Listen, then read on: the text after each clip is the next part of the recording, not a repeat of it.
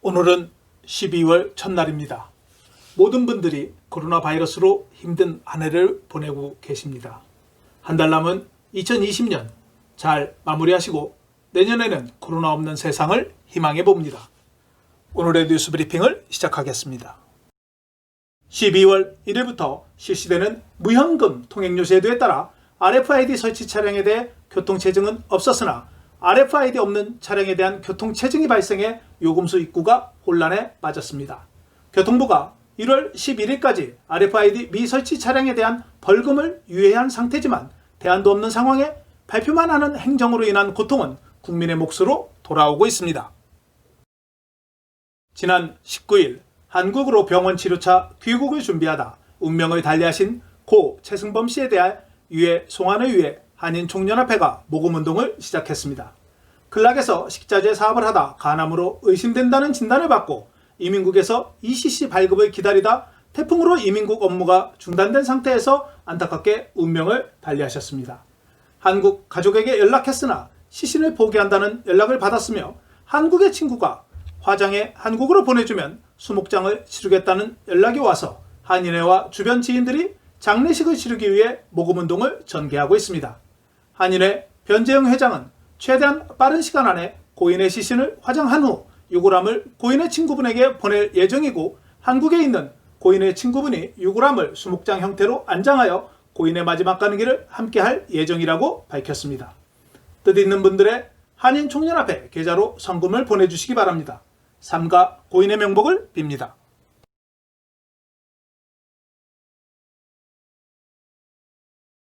두테르테 대통령은 11월 30일 장관들과 회의를 갖고 12월 1일부터 12월 31일까지 메트로 마닐라, 바탄가스, 일로일로시, 타클로반시, 라나오데수 1, 2간, 다바오시에 대해 GCQ 검역을 발표했으며 나머지 지역에 대해서는 MGCQ 검역에서 관리된다고 밝혔습니다. 또한 대통령은 손 씻기, 마스크 착용, 짐에 머물러 코로나 바이러스에 대한 예방을 지속해 줄 것을 국민들에게 당부하면서 백신 외에는 약이 없다고 말했습니다.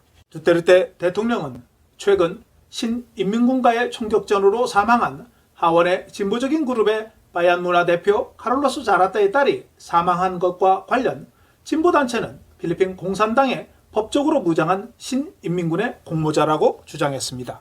한편 듀크 보건부 장관은 성탄절 휴일 동안 코로나 확진자가 급증할 가능성에 대해 대통령의 우려를 표명했으며 필리핀은 현재 확진자 발생 국가에서 세계 27위이고 치료를 받는 환자의 수에서는 44위라고 보고했습니다. 로렌자나 국방부 장관은 현재까지 해외 필리핀 근로자가 코로나로 인해 33만 3,697명이 귀국했다고 대통령에게 보고했습니다. 필리핀 이주 노동자들은 전 세계적으로 코로나 바이러스 감염이 급증한 후 3월 중순부터 필리핀으로 돌아와 정부가 사업 운영에 심각한 영향을 미치는 엄격한 이동 제한을 부과한 바 있습니다. 안효 내무부 장관은 부정부패 태스크포스에서 1278명에 대한 고발이 접수되었으며 782명에 대해 형사 고발과 함께 367명에 대해 조사를 진행하고 있다고 발표했습니다. 두테르테 대통령은 교육부, 고등교육위원회, 경찰청, 농무부와 지방정부에 속한 부패 관련 공무원에 대한 명단을 발표했습니다. 두테르테 대통령은 공산주의자들에게 사회주의 이념은 몽상이라며 필리핀에서는 절대 실현될 수 없다고 강조했습니다. 대통령은 마무리 연설에서 태풍이 더 이상 필리핀에 상륙하지 않기를 바란다고 말했습니다. 한편 두테르테 대통령은 자신의 일정에 대한 비판에 대해 비난했습니다.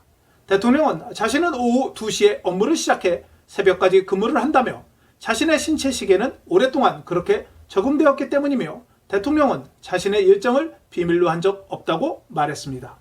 대통령 자신은 야간 근무자이기 때문에 밤에 정부 문서를 검토한다고 덧붙였습니다. 어젯밤 두테르테 대통령이 12월 31일까지 GCQ 연장을 발표하면서 한인총연합회 변재영 회장은 교민 여러분들에게 연말연시를 맞아 안전에 주의를 당부하는 글을 올렸습니다. 변재영 회장은 10개월 가까이 지속되는 봉쇄로 인해 많은 교민들이 어려움과 고통 속에서 생활하고 계시지만 부디 힘내시기를 기원하며 함께 응원한다고 전했습니다. 장기간의 봉쇄 조치로 느슨해지기 쉬운 상황에서 다시 한번 주의를 당부드리며 범죄에 노출되는 않도록 각별한 주의를 당부드리며 이 상황을 극복하는 데 한인총연합회가 함께 노력하겠다고 밝혔습니다. 메트로 마닐라 시장연합회 회장인 바라냐케 올리바레즈 시장은 성탄절에 캐롤린과 사무실에서 크리스마스 파티가 허용되지 않을 것이라고 말하면서 공개 모임은 10명으로 제한된다고 덧붙였습니다. 또한 보건부도 국민들에게 크리스마스 휴일 동안 가족과 친구를 방문할 계획을 철회할 것을 호소했으며 바이러스 잠복 기간이 14일이기 때문에 급증할 수 있다고 경고했습니다. 한편 시장연합회는 16일에 시작되는 신방가비 또는 새벽 미사를 위해 통금 시간을 자정부터 새벽 3시로 단축할 것을 중앙정부에 권고했습니다. 옥타 연구소는 메트로 마닐라의 제한이 완화되면 하루에 최대 1000명까지 확진자가 급증할 것이라고 경고했습니다. 안효 내무부 장관은 지난 월요일 밤 대통령과의 회의에서 미성년자들은 부모나 보호자가 동반하는 경우 가까운 시일 내에 쇼핑몰에 갈 수 있다고 말했습니다. 장관은 연말연시를 맞아 연령층을 점진적으로 확대해 나가도록 지시했으며 미성년자는 부모와 동반할 경우 쇼핑몰에 갈 수 있다고 말하면서 GCQ 지역의 수도권 시장이 법령에 의해 비준될 것이라고 덧붙였습니다. 한편 수도권 경찰청장의 다나오 청장은 GCQ 지역의 미성년자는 여전히 쇼핑몰에 갈 수 없다고 말해 안효 내무부 장관의 보고 내용과는 상반된 입장을 발표했습니다. 다나오 청장은 코로나 바이러스의 위협을 피하기 위해 아직 미성년자를 허용하지 않는 것이 좋다고 덧붙였습니다. 미성년자가 부모와 함께 쇼핑몰에 갈 수 있는 것은 조만간 각 지방정부의 시장들의 행정명령이 발표되는지를 먼저 확인해야 할 것 같습니다. 글로벌 투자은행인 골드만삭스는 필리핀 경제는 올해 동남아시아 국가연합에서 가장 가파른 경기 침체가 예상되지만 성장 잠재력과 코로나 백신이 더 빨리 발병을 통제할 것으로 예상되는 내년에 다시 회복될 것이라고 말했습니다. 2021년 아세안 전망이라는 보고서에서 필리핀은 2021년 9.4%, 말레이시아는 6.6%로 성장률이 가장 크게 회복할 것으로 예상했습니다. 골드만삭스는 2020년 필리핀의 국내 총 생산은 마이너스 8.5%로 아세안 국가 중 가장 크게 감소할 것으로 전망했습니다. 12월 1일 오늘은 인간 면역결핍 바이러스의 전 세계적 확산 위험을 인식시키기 위해 제정한 세계 에이즈의 날입니다. UN 에이즈협회 연구에 따르면 2010년부터 2018년까지 전 세계적으로 18% 감소하고 있는데 반해 필리핀의 에이즈 감염률은 203% 증가했습니다. 필리핀 보건부는 2020년 4월부터 6월까지 2분기에 지난해 2938건에 비해 적은 934건의 새로운 인간 면역 결핍 바이러스가 발생했다고 발표한 바 있습니다. 특히 5월에 새로운 감염이 187건으로 감소하여 2011년 8월 196건의 이후 가장 낮은 수치입니다. 새로운 발생 건수 중 메트로 마닐라가 3분의 1을 차지하는 349건이 발생했으며 칼라바라존 194건, 중부로존이 176건 발생했습니다. MMDA는 내년에 다시 번호 코딩 체계를 시행하기 전에 시장과 협의할 것이라고 밝혔습니다. 수도권 시장들은 MMDA의 정책 결정 기관인 메트로 마닐라 위원회를 구성합니다. MMDA는 지난 3월 중순 봉쇄가 시작된 후 컬러 코딩이 중단되었으며 제한된 대중교통으로 인해 현재까지 중단된 상태입니다. 또한 MMDA는 에드사 버스웨이를 사용할 수 있는 510개의 버스 중 230개만 등록되어 있다고 전했습니다. 필리핀 국립대학교 UP가 코로나 바이러스 전염병과 태풍의 영향으로 인해 2학기 개강을 1월에서 3월로 연기했습니다. UP는 3월 1일에 개강하여 6월 19일에 학기를 마친다고 발표했으며 중간 학기는 7월 5일 시작하여 8월 26일 종료됩니다. 한편 학교 측은 코로나 및 태풍으로 인한 원격 학습 문제와 경제적 한계로 인해 학생들의 학습 능력이 저하되고 있다고 말했습니다. 다바오에 있는 민다나오 허브가 12월 5일 첫 방송을 시작합니다. 수도권 외곽에 처음 생긴 민다나오 허브 방송은 6층 건물에 최첨단 시설과 스튜디오, AM 및 FM 방송을 할 수 있는 시설이 구비되어 있습니다. 민다나오 허브 방송은 민다나오 북부에서 카라가 지역에 이르기까지 정부의 주요 방송 허브 역할을 하고 무슬림 민다나오의 방사모로 자치구에 특화된 맞춤형 콘텐츠를 제공합니다. 또한 비사야 지역에 대한 방송을 강화하기 위해 비사야스 미디어 허브 센터도 2021년에 건설할 예정입니다. 팔라완의 엘리도와 고론 관광지가 이번 주부터 15세부터 65세 이하의 관광객들에게 관광을 허용했습니다. 고론에는 관광부가 인증한 10개의 호텔과 리조트가 있으며 엘리도에는 22개의 호텔과 리조트가 인증을 받았습니다. 한편 관광부는 여행 바우처를 통해 관광객들에게 저렴한 RT-PCR 검사의 보조금을 지급하는 것을 고려하고 있습니다. 필리핀 종합병원과 협력하여 1,900페소의 PCR 검사를 받을 수 있는 방안을 검토하고 있으며 결과는 24시간 안에 발급될 예정입니다. 현재 코론, 팔라완, 시에르가오가 12월 1일 개장했으며 바기오시를 제외하고는 여행 48시간에서 72시간 전에 음성 결과표를 제출해야 합니다. 필리핀 국민은 SNS에 국가조사 45개국 중 평생 동안 102,054시간 또는 4,252일을 투자하는 것으로 조사됐습니다. 온바이닷컴의 조사에 따르면 필리핀 국민들의 평균 기대 수명은 72년으로 하위 10개국에 속했으며 11.6년을 SNS에 소비하여 인생에서 가장 많은 시간을 보내는 것으로 알려졌습니다. 한편 일본은 기대 수명 85세에도 불구하고 SNS에 3.5년을 소비해 가장 낮은 것으로 조사됐습니다. 한편 지난해 소셜미디어 평균 사용시간 많은 나라에서도 필리핀은 4시간 1분으로 1위를 차지했습니다. 일본은 45분이었으며 한국은 1시간 20분으로 40위를 차지한 바 있습니다. 필리핀이 왜 SNS에 보내는 시간이 많은지는 필리핀 대중교통을 보면 답이 있습니다. 필리핀 국민들은 보통 출퇴근 시간이 왕복 4시간 정도 소요되기 때문에 대부분의 시간을 SNS를 하며 출퇴근한다고 보면 될 것입니다. 지난해 SWS의 조사에서 필리핀 성인 45%는 인터넷을 사용하고 있으며 4명 중 1명은 페이스북을 통해 뉴스를 읽는다고 응답했습니다. 인터넷을 사용하고 있는 성인 중 98%, 2,980만 명의 필리핀 국민은 페이스북 계정을 갖고 있다고 답했습니다. SWS는 성별, 연령, 교육 및 재정적 수준에 따라 모든 분류에서 인터넷 사용이 일반적으로 증가하는 경향이 있다고 말했습니다. 필리핀은 11월 30일 기준 43만 1,630명의 확진자가 발생했으며 39만 8,658명이 회복하여 현재 검역시설에서 치료를 받고 있는 확진자는 24,580명이며 8,392명이 사망했습니다. 필리핀은 3월부터 확진자가 발생했으며 6월부터 급증했고 8월에 정점을 찍은 후 하향 추세에 있습니다.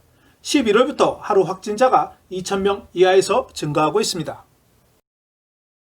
지역별로 가장 많이 발생한 지역은 수도권으로 198만 8,380명이 발생했으며 칼라바라조는 7만 9,842명, 중부로존이 2만 7,842명이 확진되었습니다. 또한 중부 비사야 2만 5,677명, 서부 비사야 2만 933명이 발생했습니다. 지방 정부별로 살펴보면 수도권의 쾌전시가 3만 6,226명으로 가장 많이 발생했으며 마닐라시 2만 4,977명, 까비떼 2만 2,780명, 라구나 2만 1,320명, 리잘 17,278명이 발생해 수도권 외곽에 있는 칼라바라존의 지방 정부들의 확진자 발생이 많았습니다. 최근 14일 발생자 중 수도권은 4,103명으로 가장 많았으며 칼라바라존이 3,528명, 중부로존 1,742명, 다바오 지역이 1,471명으로 확진자가 발생했습니다. 지방 정부별로 살펴보면 다바오시가 1,060명으로 가장 많이 발생했으며 까비떼 842명, 쾌존시 801명, 라구나 777명, 리잘 715명이 발생했습니다.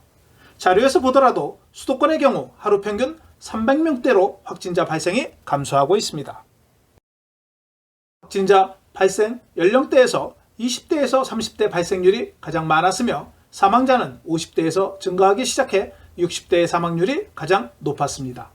남성보다는 여성의 사망률이 높았습니다.